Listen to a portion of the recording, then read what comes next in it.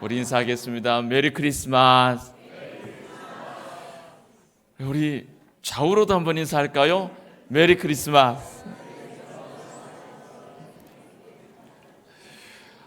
우리가 함께 오랫동안 찬송했던 찬송가 105장, 조금 전에도 찬송한 것처럼 오랫동안 기다리던 주님 강림하신 이날 함께 온 가족이 맞았습니다. 우리 연합찬양대 오늘 어째 그리 이쁘게 입으셨어요? 우리 남자분들도 굉장히 집사는 부끄러워하시는데, 얼굴이 빨갛게 부끄러워하시는데, 얼마나 또 그 기간 또 연습하신다고 또 모이고 또 하나님께서 그 찬송과 그 영광을 받아주실 줄 믿습니다. 또 그 찬송 위에 우리에게 실려 넘어올 그 많은 은혜들, 또 회복과 치유의 그 은혜들이 우리 봉덕의 가족들 가운데 한 분도 빠짐없이 이 성탄 예배 가운데 충만하게 임할 줄 믿습니다.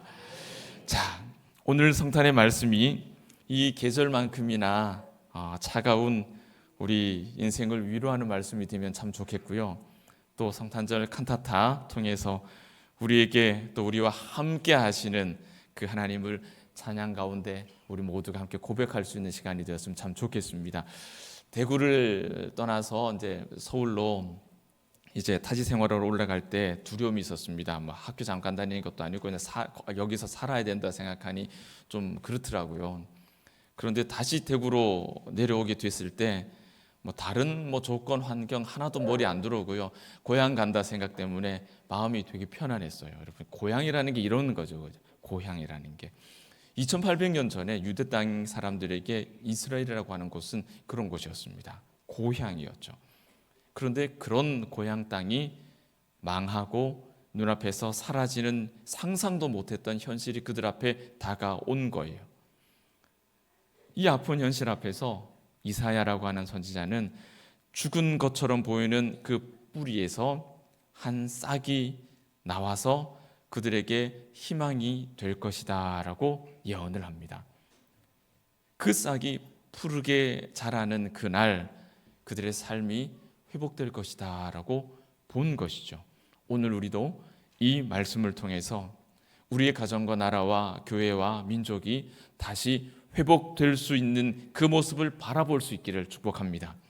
이 말씀을 듣는 우리도 이런 희망, 이런 소망의 꿈을 가질 수 있기를 다시 한번 축복합니다.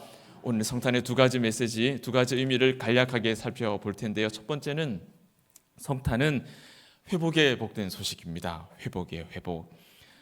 당시 이스라엘은 남북으로 쪼갈라져 있었습니다. 그때 아수르가 침범을 했죠. 그러자 북이스라엘은 싸우려고 했고 남쪽 유다의 아하스 왕, 그 유명한 아하스 왕은 이사야 선지자를 통해서 하나님이 이 유다를 지켜주신다고 했습니다. 이런 말을 들었음에도 불구하고 이 왕은 용감하게 아수르에게 달려나가서 항복했습니다. 용감하게 달려가서 항복해버렸습니다. 하나님이 내가 지켜줄게 하는데도 항복해버렸죠. 그 아수르가 얼마나 강력했든지 이사야 10장 34절, 오늘 우리가 읽은 본문 바로 윗절입니다. 10장 마지막 34절을 보면 이 아수르를 빽빽한 숲이라고 그랬어요. 숲이 빽빽하게, 그만큼 아수르가 강했다는 거예요. 그러면 유다는 어땠을까? 오늘 1절 말씀 뭐라고 되어 있습니까? 이새의 줄기 한 싹, 그 뿌리 한 가지. 줄기, 뿌리, 가지, 싹. 여러분, 이거하고 빽빽한 숲하고 한번 비교해 보세요. 어떻게 느껴지십니까? 아수르의 강함이, 유다의 보잘것없음이 너무 적나라하게 기록되어 있죠. 이사야는 이렇게 비교를 했어요. 유다 백성이 그만큼 소망이 없었다는 거. 여러분, 그 싹 하나, 줄기 하나, 가지 하나, 뿌리밖에 남지 않은 그 둥치를 보면서 여러분 어떤 걸 기대하십니까?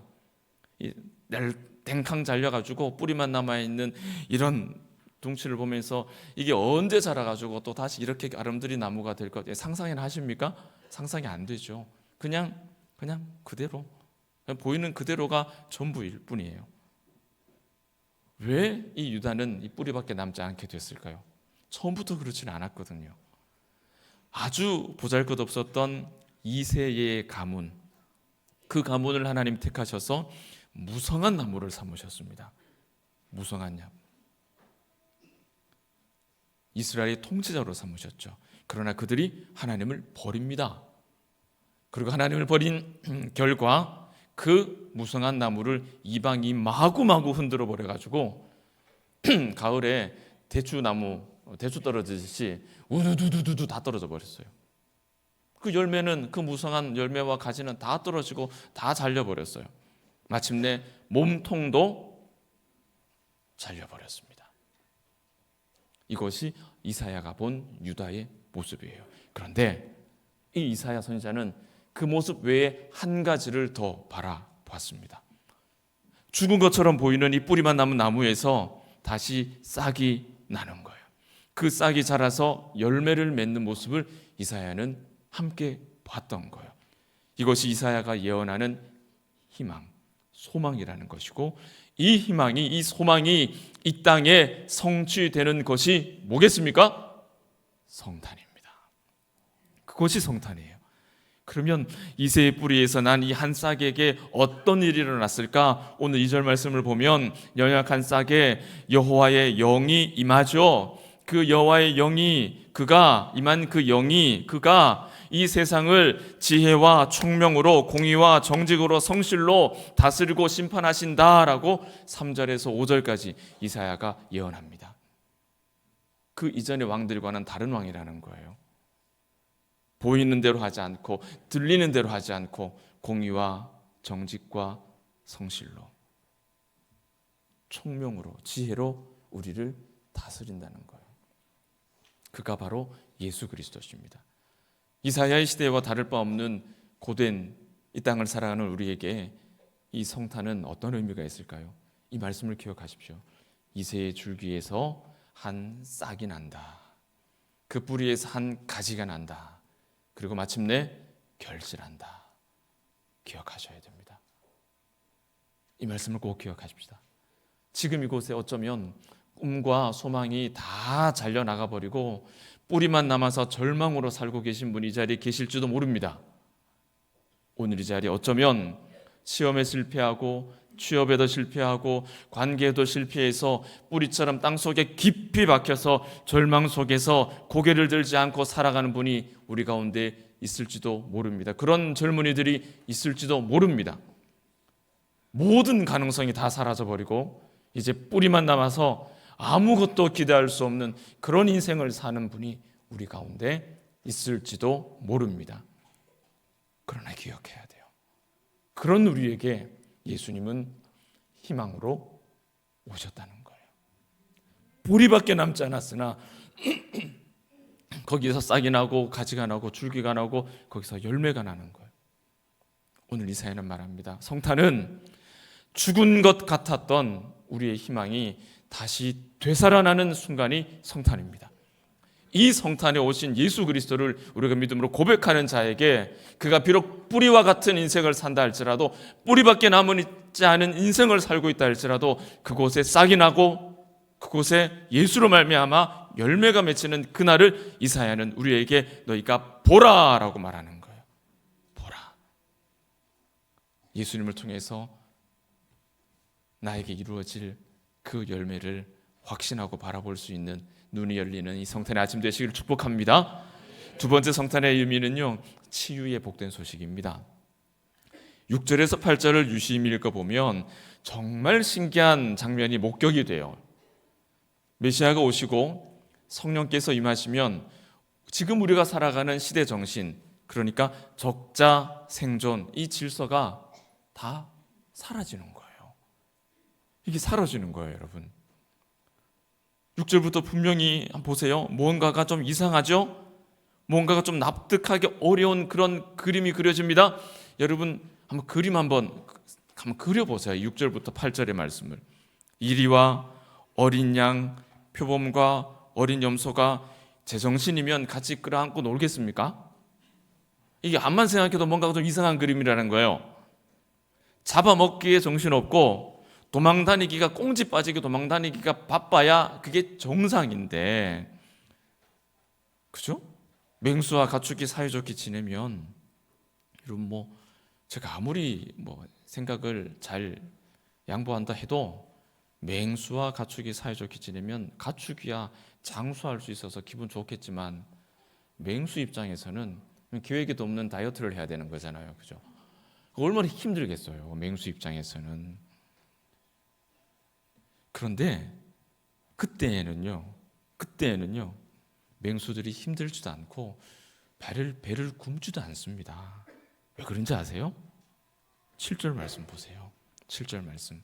식성이 달라지는 거예요. 식성이 달라지는 거예요.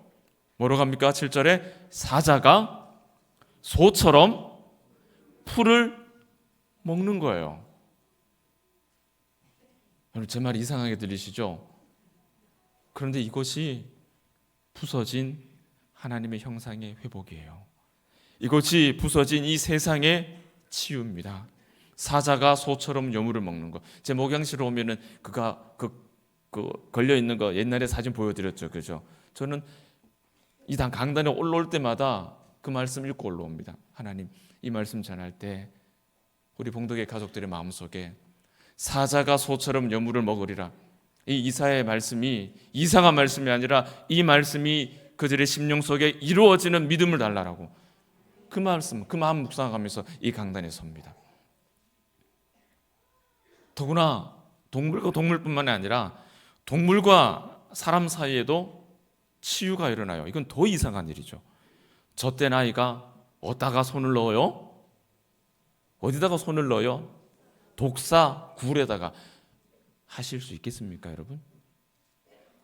저도 뱀 띠고 저희 집사람도 뱀 띠고 저희 애도 뱀 띠인데 저희 집에 뱀이 셋인데 뭐 어쩌다 그래 돼 있습니다. 뭐 제가 뭐 계획해서 그래 된 것도 아니고. 그런데 저는 뱀 별로 안 좋아해요. 근데 뱀이 잘 생각해 보면요, 애들이 갖고 놀게 그만큼 좋은 장난감이 없어요. 목에 감을 수도 있죠. 대가리랑 꼬리랑 이렇게 묶어볼 수도 있죠. 백처럼 감을 수도 있죠. 허리 두를 수도 있죠. 그만한 장난감이 없어요.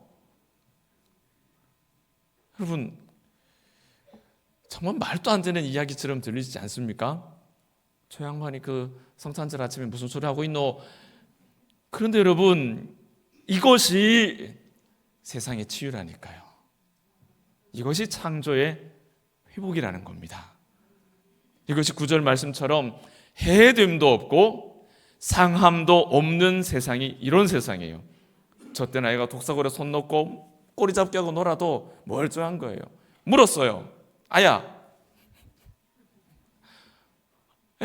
아무 일 없는 거예요. 주님이 다시 오시는 그날에는 이런 세상이 우리에게 펼쳐질 것이고 우리는 그런 세상을 살게 될 겁니다. 실패한 사람도, 취업이 안 된다고 낭망한 사람도 모든 가능성이 사라져서 뿌리처럼 땅속에 고개를 박고 얼굴을 들 수 없는 그런 정말 힘든 인생을 사는 그 인생도 주님이 다시 오시는 날에 이런 회복된 인생을 사는 거예요. 우리 믿음의 조상이 광야에서 주의 길을 예비하며 그렇게 하나님과 동행하지 않았습니까? 괴롭힘을 당하던 사람, 죄의식에 짓눌린 사람, 가난해서 병들고 굶주린 사람들에게 예수님은 항상 함께 하셨습니다. 성탄은 이런 치유와 회복의 문이 활짝 열리는 날입니다. 믿음으로 고백하는 자에게. 봉독교회에서 제일 어린 성도가 제가 알기로는 이제 100일 된 배이준이라고 하는 아기입니다. 지금 제가 제 기억 속에는 부지런한 엄마 덕분에 이제 100일 되기도 전에 제가 얼마나 많이 만났는지 몰라요, 그 아이를. 보통은 100일 전에 잘 보기 힘든데 막 뻔질나게 저한테 인사를 왔어요. 아기를 제가 얼굴을 다 외워요. 그 정도면. 볼 때마다 얼마나 이쁜지 몰라요. 얼마나 깨끗한지 몰라요. 아이가. 목욕 자주 시켰다는 뜻이 아닙니다. 그런 뜻이 아니고 이 아기 100일밖에 안 되는 이 아이를 보면 제가 어떤 마음을 느끼냐면 정말 그 영이 깨끗하다. 그런 걸 느껴요. 그런데 이 아이를 노리는 무시무시한 것들이 세상에 얼마나 많은지 몰라요. 모기, 바퀴벌레, 바이러스, 세균, 온갖 사고, 질병, 그 다음에 요즘 유행하는 가치관의 혼란. 이 아이가 자라고 자랄수록 깨지고 부서지는 일들은 점점점 많아지겠죠. 우리 모든 인생이 이렇게 살아가는 동안 감당해야 될 짐이 너무 많고 그것을 생각하면 우리는 두려워집니다. 오늘 이 자리에도 제가 불러다가 톡 건드리면 왈칵 금방이라도 눈물이 팡 터질 만큼 깨지고 부서진 분들이 이 자리에 얼마나 많겠습니까? 그럼에도 불구하고 원칙과 질서를 준수해야 하는 담임 목사는 마음 한켠이 항상 미안한 마음과 죄송한 마음과 아픈 마음이 있습니다. 사랑하는 여러분, 오늘 성탄을 통해서 여러분의 몸과 마음의 상처가 회복되는 은혜가 있기를 축복합니다. 임마누엘, 무슨 뜻입니까? 하나님이 우리와 함께 계신다. 이 분명한 사실을 믿으시기 바랍니다. 이 진리를 믿을수록 여러분의 상처는 더 빨리 더 온전히 회복될 줄 믿습니다. 말씀을 맺습니다. 오늘 우리는 이 말씀을 통해서 우리의 뿌리를 봅니다. 그 뿌리에서 나온 한 줄기, 한 가지, 한 싹을 봅니다. 아직 열매는 보이지 않아요. 그러나 여러분, 그 열매를 볼 수 있는 믿음의 눈이 여러분 가운데 활짝 열리기를 축복합니다. 예수님이 다시 오신다 약속하셨어요.